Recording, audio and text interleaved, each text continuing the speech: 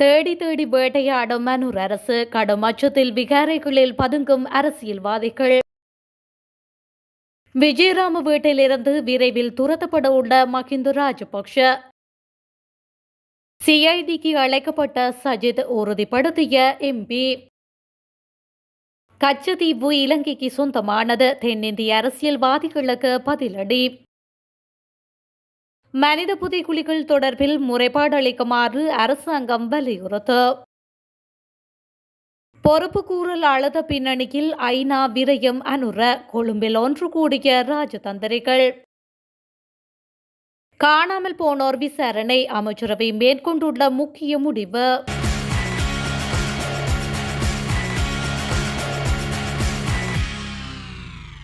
முன்னாள் ஜனாதிபதி மஹிந்த ராஜபக்ஷ தற்பொழுது வசித்து வரும் கொழும்பில் உள்ள விஜயராம வீதியில் உள்ள உத்தியோகபூர்வ இல்லத்தை குற்றப்புலனாய்வு துறையிடம் ஒப்படைப்பது குறித்து அரசாங்கம் பரிசீலித்து வருவதாக தெரிவிக்கப்படுகின்றது.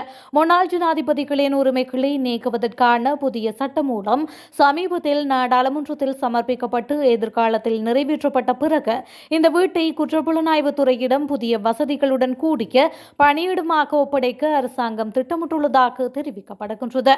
இந்த சட்டம் மூலம் நிறைவேற்றப்பட்டவுடன் முன்னாள் ஜனாதிபதிகளின் ஓய்வூதியங்களை தவிர அதிகாரப்பூர்வ குடியிருப்புகள் உட்பட மற்ற அனைத்து வசதிகளும் ரத்து செய்யப்படும். முன்னாள் ஜனாதிபதிகளின் உரிமைகளை நீக்கும் புதிய சட்டம் மூலம் தொடர்பான உச்ச நீதிமன்றத்தின் தீர்ப்பையும் இன்று அல்லது நாளை சபாநாயகரிடம் ஒப்படைக்க திட்டமிடப்பட்டுள்ளது.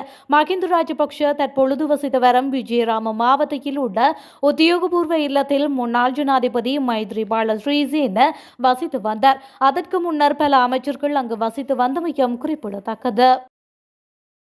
எதிர்க்கட்சித் தலைவர் சஜித் பிரேமதாசவை குற்றப்புலனாய்வுத்துறை அழைத்ததாக வரும் செய்திகள் உண்மையல்ல என்று ஐக்கிய மக்கள் சக்தி தெரிவித்துள்ளது. குறித்த விடயத்தை அக்கட்சியின் நாடாளுமன்ற உறுப்பினரான கர்ஷன் ராஜகருண கூறியுள்ளார். அதன்போது அவர் மேலும் தெரிவித்ததாவது: பிரேமதாசவிடம் நேரடியாக கேட்டேன். அவர் வீடமைப்பு அமைச்சராக இருந்த காலத்தில் பொதுமக்கள் நிதியை பயன்படுத்தி யுஎன்பி தலைமையகம் ஸ்ரீகொத்த பழுது பார்த்ததாக கூறப்படும் குற்றச்சாட்டில் சாட்சியம் அளிக்க சிஐடி அழைத்ததாக செய்திகள் வந்திருந்தன.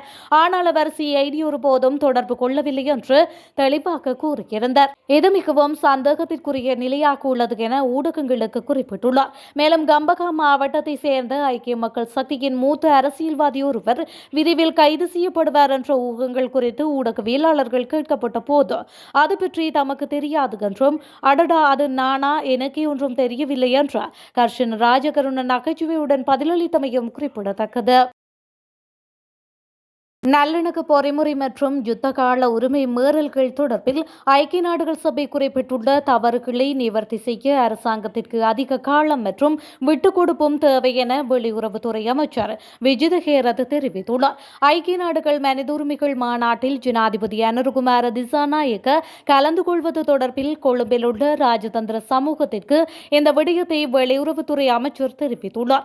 ஐக்கிய நாடுகள் மனித உரிமைகள் கவுன்சிலின் 60வது அமர்வு செப்டம்பர் 8ஆம் தேதி ஆரம்பமாக உள்ளது. ஐக்கிய ராஜ்யம் உட்பட பல நாடுகளின் குழுமம் இம்முறை இலங்கை பிரச்சினை தொடர்பில் மேலும் ஒரு தீர்மானத்தை முன்வைக்கின்றது. ஆரம்ப கலந்துரையாடல்கள் நடைபெற்றுள்ளன, ஆனால் தீர்மானம் இன்னும் இறுதி செய்யப்படவில்லை என்று கூறப்படுகின்றது. மனித உரிமைகள் தொடர்பான உயர்ஸ்தானிகர் அலுவலகம் குறிப்பிட்டுள்ள தவறுகளை நிவர்த்தி செய்ய இலங்கைக்கு அதிக காலம் மற்றும் விட்டுக் கொடுப்பு தேவை என்று அமைச்சர் தெரிவித்துள்ளார். கச்சத்தீவு தொடர்பாக எந்த ஒரு கலந்துரையாடலும் மேற்கொள்ள தேவையில்லை என அமைச்சரவை பேச்சாளர் அமைச்சர் நலிந்து ஜெயதிச தெரிவித்துள்ளார். அரசாங்க தகவல் திணைக்களத்தில் இன்று இடம்பெற்ற வாராந்த அமைச்சரவை தீர்மானங்களை அறிவிக்கும் ஊடகவியலாளர் சந்திப்பில் கலந்து கொண்டு கருத்து தெரிவித்த போதே அவர் இவ்வாறு குறிப்பிட்டுள்ளார். இதுகுறித்து அவர் மேலும் தெரிவிக்கையில், எமது அரசாங்கத்தின் பால் ஆரம்பிக்கப்பட்டு பல வேலை திட்டங்கள் முன்னெடுக்கப்பட்டு வருகின்றன. அந்த வகையில் ஜனாதிபதி அண்மையில் வடக்கில் பல அபிவிருத்தி திட்டங்களை ஆரம்பித்து வைத்தார். வடக்கு விஜயத்தின் போது ஜனாதிபதி கச்சத்தீவுக்கு சென்றிருந்தார். ஜனாதிபதி கச்சத்தீவுக்கு விஜயம் செய்தமை விசேட விடயம் அல்ல. தற்பொழுது தென்னிந்திய அரசியல்வாதிகள் மற்றும் அரசியல் குழுக்கள் தங்கள் அரசியல் லாபத்தினை இலக்காக கொண்டு கச்சத்தீவு விவகாரத்தினை கருவியாக பயன்படுத்துகின்றனர். கச்சத்தீவு தொடர்பாக எந்த ஒரு கலந்துரையாடலும் மேற்கொள்ள தேவையில்லை. ஏனெனில் கச்சத்தீவு எமக்கு சொந்தமானது என அமைச்சர் நலிந்து ஜெயதிச தெரிவித்துள்ளார். காணாமல் போனோர் தொடர்பான முறைப்பாடுகள் மீதான விசாரணைகளை 2027ஆம் ஆண்டு இறுதிக்குள் முடிப்பதற்கான சிறப்பு திட்டத்திற்கு அமைச்சரவை ஒப்புதல் அளித்துள்ளது. 2016ஆம் ஆண்டின் 14ஆம் இலக்க காணாமல் போன ஆட்கள் பற்றிய அலுவலகம் ஸ்தாபித்தலும் நிர்வகித்தலும் பணிகளை நிறைவேற்றுதலும் சட்டத்தின் ஏற்பாடுகளின் கீழ் காணாமல் போன ஆட்கள் பற்றிய அலுவலகம் ஸ்தாபிக்கப்பட்டுள்ளது. காணாமல் போன மற்றும் காண கிடைக்காமை ஆட்கள் தொடர்பான விசாரணைகளை மேற்கொண்டு அவர்களுடைய உறவினர்களுக்கு அறிக்கைகளை வழங்குதல் இவ்வலுவலகத்தால் மேற்கொள்ளப்பட்டு வருகின்றது. இதன்படி குறித்த அலுவலகம் இதுவரை 16,966 முறைப்பாடுகளை பெற்றுள்ளதுடன் அவற்றில் 10,517 விசாரணையில் உள்ளன. இலங்கையில் பாதாள உலக குழுக்களின் அட்டகாசத்தை அடக்கும் தீவிர முயற்சியில் சமகால அனுர அரசாங்கம் முழு மூச்சாக செயல்பட்டு வருகின்றது. அதற்கமைய அண்மையில் இந்தோனேஷியாவில் தலைமறைவாகியிருந்த முக்கிய தலைவர்கள் கைது செய்யப்பட்டிருந்தனர்.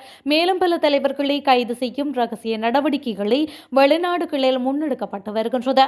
அவர்களின் கைதினை அடுத்து தென்னிலங்கை அரசியலில் பெரும் பரபரப்பு நிலை ஏற்பட்டுள்ளதுடன் அடுத்து யார் கைது செய்யப்படுவார்கள் என்ற எதிர்பார்ப்பு வலுப்பெற்றுள்ளது. கைது செய்யப்பட்ட பாதாள உலக தலைவர்கள் தமக்கு நெருக்கமான அரசியல் தலைவர்களை காட்டிக் கொடுத்து வருவதாக போலீஸ் விசாரணை பிரிவினர் தெரிவித்துள்ளனர். இவ்வாறான நிலையில் கடந்த ஆட்சியின் போது சட்டவிரோத செயற்பாடுகளில் ஈடுபட்டவர்கள் அச்ச நிலையில் உள்ளதாக தேசிய மக்கள் சக்தியின் நாடாளுமன்ற உறுப்பினர் நந்தன பத்மகுமார தெரிவித்துள்ளார். களுவாஞ்சிக்குடி மற்றும் குருக்கள்மடம் மனித புதைக்குழிகள் தொடர்பில் முறைப்பாடு அளிக்குமாறு நீதி மற்றும் தேசிய ஒருங்கிணைப்பு அமைச்சர் கர்ஷன் நாணயக்கார கேட்டுக் கொண்டுள்ளார்.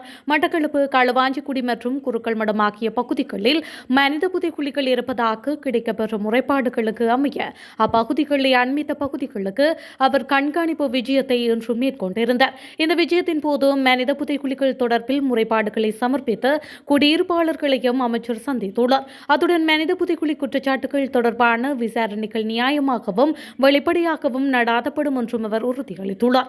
அதன்போது மேலும் கருத்து வெளியிட்ட அமைச்சர் ஐக்கிய நாடுகள் சபையையோ அல்லது சர்வதேச சமூகத்தையோ திருப்திப்படுத்துவதற்காக காணாமல் போனோர் தொடர்பிலும் மனித புதைக்குழிகள் தொடர்பிலும் விசாரணைகளை மேற்கொள்ளவில்லை. தேசிய நல்லிணக்கத்தை உறுதிப்படுத்த வேண்டுமாயின் கடந்த கால சம்பவங்களுக்கு நீதியை பெற்றுக் கொடுக்க வேண்டும். செம்மணி மனித புதைக்குழி சர்வதேச தரத்துடன் முறையாக ஆராயப்படுகின்றது. முழுமையான ஒத்துழைப்பை தொடர்ந்தும் வழங்குகின்றோம். காணாமலாக்கப்பட்டோருக்கு எமது அரசாங்கத்தில் நீதி கிடைக்காவிடின் எந்த அரசாங்கத்திலும் நீதி கிடைக்கும்.